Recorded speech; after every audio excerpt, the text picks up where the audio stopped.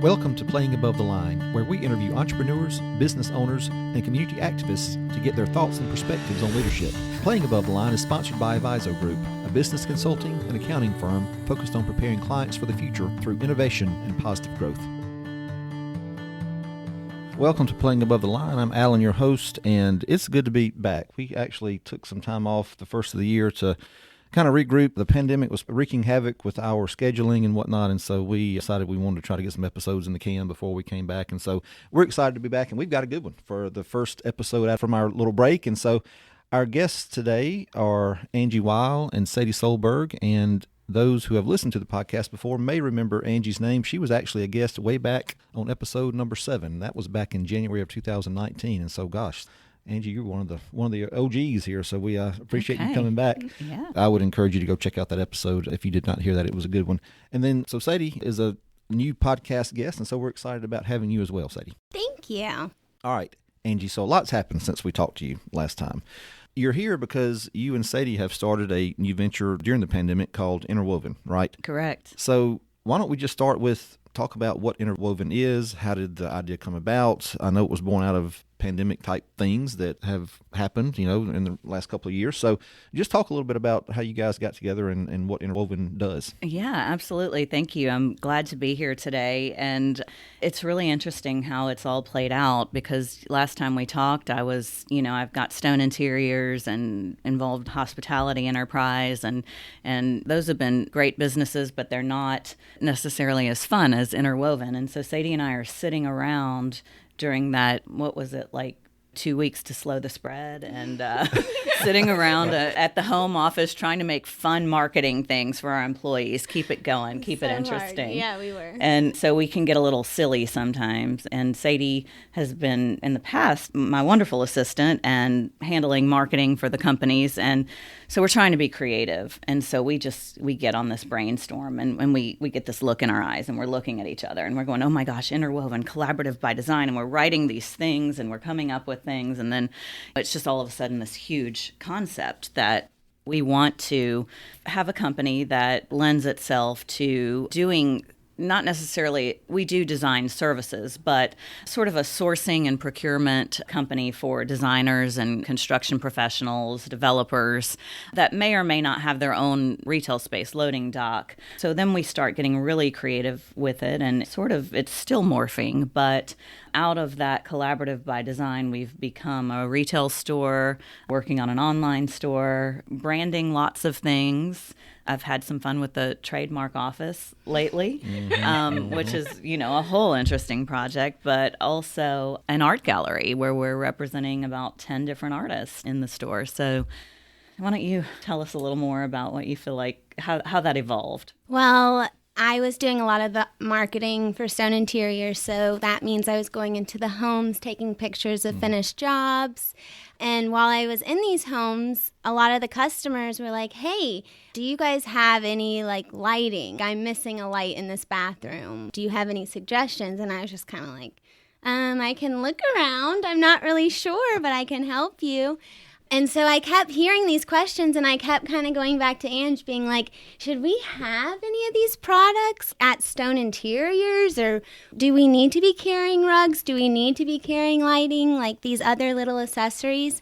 And so we went to market just to kind of explore our options. And then we were like, okay, let's just do something separate from Stone Interiors, just so we're not competing with the designers and... Right. And from there, it just started exploding with the ideas and concepts, and it's just been wonderful. And it's been so great working with our local artists, and really all of the customers are just fantastic and so supportive. So it's been a really fun adventure so far. Well, that's great. And I know we were talking before we started recording, your dad has been in the hospitality industry, and you were as well for a while. But so talk about that, because Angie said that, when we were talking again off mic about how welcoming just the environment is in the retail space, just because of you and your personality and your energy. So talk about maybe that influence on you and how you brought that into the business. Sure. So I grew up in hospitality. I've moved all over the country for my dad's job, which has been very fun because I've got to live in a ton of fabulous places. But growing up, my dad worked a lot, so we kind of were always at the hotel too. And our hotel family's just always been our family. Mm-hmm. And so customer service has always been a passion of mine. And just being in that role my whole life has really given me an advantage, I think, in our company because I love people. And I think people know that. And so they feel comfortable. They want to see her. They want to engage with her. She makes people feel happy. There's a couple of strategic advantages to working with someone with a hospitality background. And having a small hospitality enterprise, kind of quite different from what Sadie experienced with more full service high end, but the concepts are the same. And when I hired Sadie, 5 or 6 years ago, 7, I don't know, as an assistant, it seems like forever, but that she's been in my life. But I need someone that can, number one, be fluid and handle different situations. You never know what you're getting in hospitality. Never. Also, the hours are tremendous. The work is, you are not above cleaning up a room or, I've done that. A lot of like, it. I love when I get to hear about these characters she got to portray, at the pool and dressing up for these holidays. And so, if she's willing to put on a giant turtle suit, she's a fun and fabulous person to be around. And people feel that. Yeah. They come in the store, they feel welcome, they just want to experience. But it's a work ethic. And it's being able to be responsive to whatever the needs are. Yeah. And so that's a huge asset that we have. Well, let me ask you this. Again, off mic, you mentioned the word core values. And so obviously, just from hearing you talk and say to you as well, one of the core values of Interwoven, and I know of Stone Interiors and your other enterprises, is customer service, customer experience. What else? You're obviously wildly successful at what you've done in the past and with this current enterprise. So, what other core values do you attribute that to? One thing is it's a mindset. I don't think that, blushing, you say I'm wildly successful. Yes, we have had success, but I feel like success is almost a mindset, and it's almost a challenge to say, okay, I'm not satisfied with having these other two companies. I want to do more. I want to see what other elements can I bring into business. One of my artists said to me one time, and this is something that sticks in my head, but she said, I'm constantly reinventing myself. And I looked at that and I thought, that's fun. I like that. And you can do that with business because the needs businesses are meeting for the customer are drastically different in the pandemic. So adaptability, resilience. I sat on a webcast with some ladies from the Natural Stone Institute at the beginning of the pandemic. And it was a discussion on all the challenges. People are at home and there are like kids in the background and Cheerios flying and people trying to manage this whole work at home, these professional women that have been in the office. And I really thought hard about that. And I said, I'm not going to sit here and say, we don't have employees, we don't have customers. I want to talk about resilience because if you can dial in to the challenge of the moment and take that as an opportunity, then you grow past that. And then you come up with a different concept that just sort of takes off for itself. But you've got to push through that resilience. And so I would say that is one thing. We talked a lot about stacking our team on the previous podcast. Still doing that. Definitely more of a challenge. But we're having to be more creative in the way that we meet the needs of our clients. And you've got to find that. It's pushing through it. You have to really work on it. It's either a defeat or an opportunity, and we're going to pick it up as an opportunity and go with it. Right. Well, so how do you guys define success then in the environment that we're currently in, which is pandemic? Supply chain issues, employment issues. All the things that everybody's dealing with. So when you look at specifically Interwoven, how are you defining success at this particular time in the life of the enterprise? Honestly, customer feedback. Yeah. People have said to me over the 25 years, or probably more than that, because I sometimes forget where I am on the age chart. But, as I'm approaching 50, I'm just now getting to the point where I'm living that you don't work a day in your life if you love what you do. I'm excited to go into our store to see what's happening. I'm excited to play on community events and see what we can do to spice it up a little, to make it fun. And we're out at a parade this weekend, and one of our customers is looking in the window, and she's so cute. She's a loyal customer, and she's got her mom there.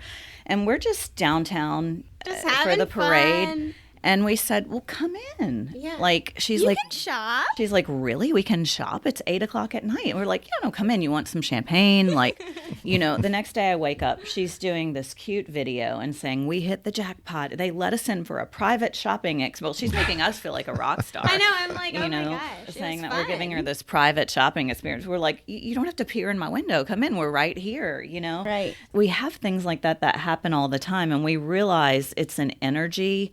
It's not something that can really be duplicated. You can duplicate products, you can duplicate services, you can have a great business plan, but it's really, what does that customer feel like when they, feeling. That's really what it is. And we all need a little light and excitement after this whole, especially this whole pandemic thing, where we're glad to get back out and see people and welcome them in.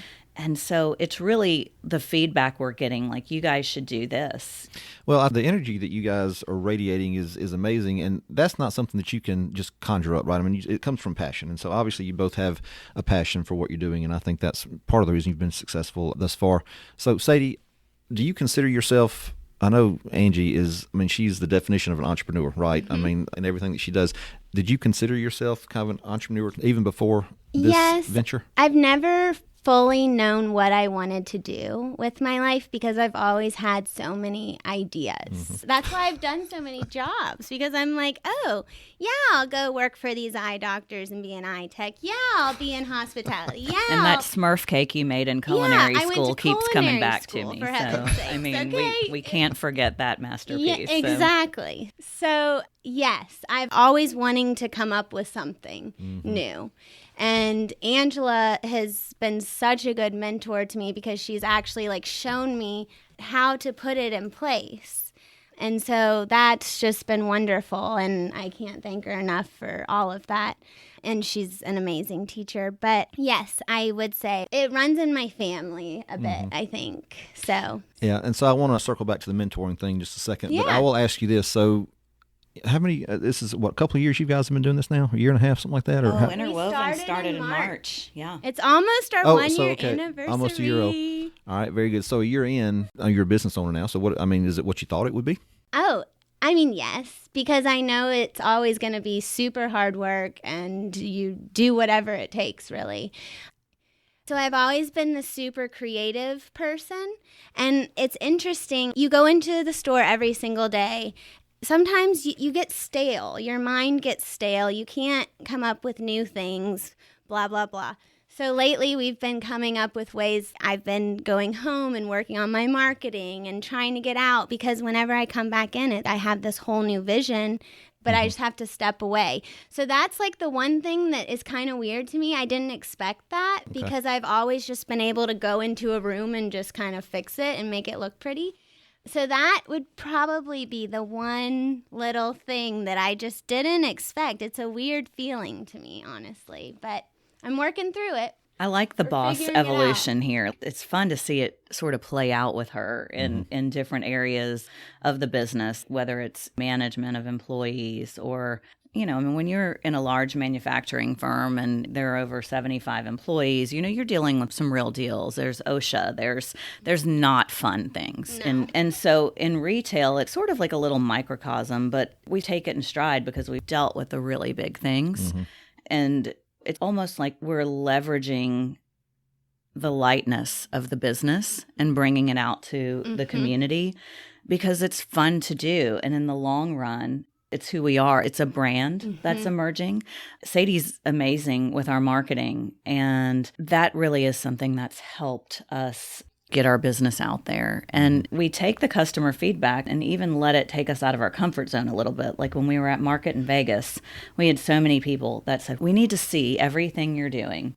So we made a vlog, and I was like, wow, I'm in a vlog. We're going hi, day 2. Here we go. I'm what am I doing? And there are really funny moments on this vlog that were No, I think we're going to put it out there because, it's funny and it's part of the human experience and people relate to it. And if there's anything we need more of during all this, it's the human experience. Mm-hmm. Yeah.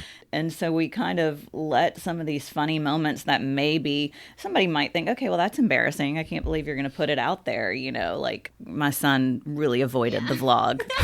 He's Imagine 16 and mom's on a vlog. But people want to see it and it's part of who we are. And they're like, wow, I love that. And we're like, yes, we were checked into a hotel room with a human standing there with no clothes on when we got to Vegas. And then we were like, wow. And we're like going into video the room. We're like, should we put this on there? No, not all of that on there. But it happens to people and we're rolling with things. And that's what's helping people. You can buy these coasters at any store in town. We can all get the same things. What do you feel like when you come in my store? Are you having fun? People like the way that makes them feel. Well, people are drawn to genuine people, right? So they don't necessarily want to do business with or buy from people that they think are snobby or whatever stereotype you want to hang on design people, right? Because there's plenty of those out there, but they want to deal with somebody that they think are genuine. And I think that's probably what you guys are finding. Our collaborative by design is really our tagline. And what that meant to us was there are a million designers with a lot of talent and architects, and they're great people. You're going to get the best results when you collaborate on something and you let your guard down and your ego's going out the window and you're all putting it together to really bring about this vision that the client has. So how do you bring that out? How do you work together to produce the best result for the client? That's a core business principle, but it's applied in a fun way. Yeah.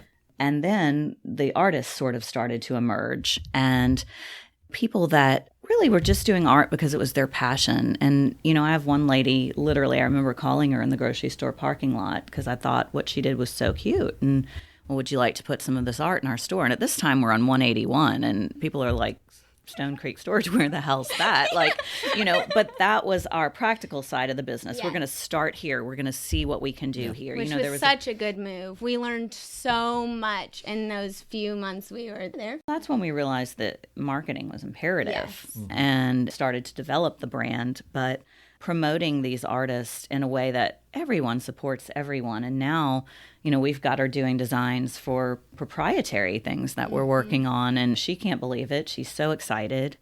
Seeing people develop out of phases of their life and being able to bring it to life and people believing in each other. It's really a nice... Special. Yeah. It's really special. That's very, very cool. So you mentioned that you started off on 181, which I'm assuming is close to your original Stone Interiors operation. And now you guys are downtown. So how did that come about?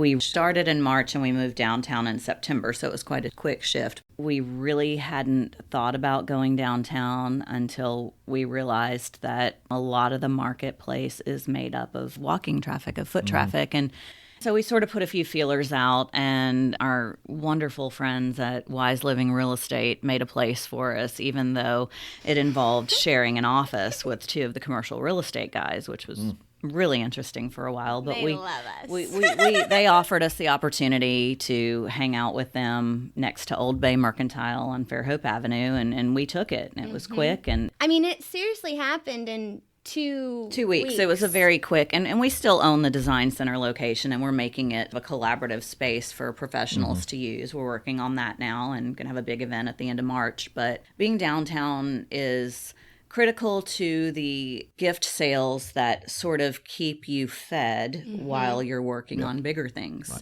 Right. So, Angie, I want to ask you this because I asked the question to Sadie just kind of from the context of, a new business owner and whatnot. Well, you've done this for a while, right? You've been here, done that. So as you look back a year on into this venture, are you surprised at the way it's morphed? What did you expect when you started out? I mean, did you have any expectations as far as what you wanted it to look like down the road, or is it just kind of one of those things that's been built out of necessity? Every business has a plan, and profit is a goal, right? Or I should be a nonprofit. And we've had a plan, and we wanted to be self-sufficient, and we've gotten to that point. But having diversified business sectors is huge. I didn't see it diversifying this much. I didn't see the whole branding thing happening. But I think even now more than ever, people respond to that. And to see the response, to see what people want more of, that whole human experience. And I didn't expect as much spontaneity, but you know what? It's really fun. I mean, for example, I entered my dog in the dog parade, my favorite event in Fairhope. Well, she got pulled to be the queen. And this is like, I'm in the middle of employee issues. I've got like compliance going on over here. Like I really don't have time to do the dog parade, but I love the dog parade. I'm going to make the dog parade a thing. So we go all out. My dog's the queen. She's got a throne in the store. Like for real, at the front. Okay, of course, we have this amazingly talented lady that does all of our pillows and textiles. Well, she's making the royal pillow for the dog. You know? Like the day before. It's collaborative. And then our artist is drawing things, and we're getting cups, and we have a theme, and it's a whole thing. And the theme and the way we go with it, we don't even think twice, like, is someone going to think something? Nope. Theme is, it's potty time mother puppers. That is the and theme. We're going with it. And we went with it. And we put mean, it on everything. Everything. Dog treats, oatmeal cream pies. My son's at Party City Zebra that morning. Cakes. You know, everything. And we're like, we're going with it. But then we go, let's call the girl with Farm to Treat. She's fabulous. She shows up. She's got King Marshall and Queen Beignet, you know, specialty dog treats. We've got dog clothes going on. I mean, the whole thing. We also have now custom dog beds that we can get from an artist. From one of our artists. You know. They're now doing dog beds. And the window display's got to go along with it. It's got to be fun and fabulous. So you can do all this and still, of course, I'm looking at the business plan of it, but there's this residual return to doing it, and we're figuring it out. Yeah. So I didn't expect the spontaneity. I didn't expect it to be as fun, but I don't know. We're enjoying it. Yeah. And we're entertained, and we think a lot of our customers love it. And so we're rolling with it. That's great. So I know that, again, we were talking kind of before we started recording that as Interwoven has morphed into probably more than you really thought it would be when you first started, you talked about the importance of having niches, and I think that goes across multiple sectors, but especially in your area. So talk about that in niches and what that means. Right. And that's something my dad told me a long time ago, was figure out what you're really good at and stick with it. And when you look at a small town with lots of retail stores and opportunity, and really this pandemic, this post-pandemic marketplace has opened up. People were not going to market as much, so everyone has access to these same online suppliers. So it becomes really important to differentiate what you do and what we can offer and make different. So, for example, you know, I look at wildflowers in town. You know, Stephanie does a great job with her event business and these beautiful events and flowers. And then she's got all the wonderful things in her store that you can then create that in your own home to have this environment as well. So we look at that, and you also need to play nice with people in your community, because it doesn't sit well if you start all doing the same thing. It doesn't serve the community, nor does it make a collaborative environment in a small town. So that's why we've kind of just looked at our customer experience and figured out how we can continue to draw people in because they like the way they feel when they come in our store. So that's sort of what we're hanging our hat on. Well, that's great. So I do want to circle back to mentorship, because I think that's something that's important to both of you guys. And Sadie, you touched on the benefits that you've had having Angie as a mentor. Angie, tell me about being the mentor and the coach. I mean, obviously you've had some great mentors and influences in your life that have impacted you. Now you're having a chance to do that to Sadie. I mean, talk about that a little bit and what that means. Yeah, of course it started with my dad, and he raised me and working in his company, and it was just invaluable. Like growing up in a construction company, you kind of learn your way around a lot of things that maybe other people haven't had the experience to. So having that mentorship in those environments really kind of solidified some of the core things that I take every day. And then I've had a ton of them along the way. But I think I said this before, what you learn from your employees, from your team, you know, they can mentor you back just in the way that they're handling something or bringing something about. So there's a lot of active listening and observing that's happening here. I'm being mentored by the people that make my daily work for me. We have an office mom, Amber. She's oh my the gosh. best in the whole world. And it really is a family affair. It's interesting because also, you know, I've got a 20-year-old and a 16-year-old, and things change rapidly with this pandemic, with college, the plans. You know, everyone's plans are kind of up in the air. But to have this opportunity for them to come in. You know, my daughter's an artist in the store. Sadie has mentored her in many things, and now she's working on some of our campaigns and things and being around these other amazing artists that are established. And it's the cycle of the give back. It's a circle. And really, it's us. And at the holidays, it's those girls that have that culture that are working in our store and helping us that people come in to see as well. So it's nice to have a family of these core values, and people are giving back, and we're all learning from each other. So, and you make a good point. I think sometimes people think of the mentor-mentee relationship as a one-way street, right? But if you do it right, I mean, it's not. And I think the mentor really is missing out if they don't see the opportunities that the person being mentored is giving them to learn, right? And the family affair is amazing. I mean, Sadie's mom and her grandmother she's 90. She's 90. Okay, when she's in town and she's not traveling, she's in probably every day visiting with us. Yeah. She'll just visit the store. She fluffs things for us. And what did she say at the dog parade to me? She said, I can't believe what you guys are doing. She goes, you're both crazy as hell, but it's working.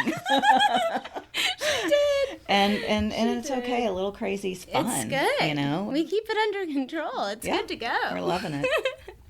So I'm assuming that you probably, I mean, obviously you spend a lot of time together and you know each other on probably a different level than a lot of partners, do. So a little test, and this just popped in my mind, Carrie. This is going to be an impromptu little test here. I know.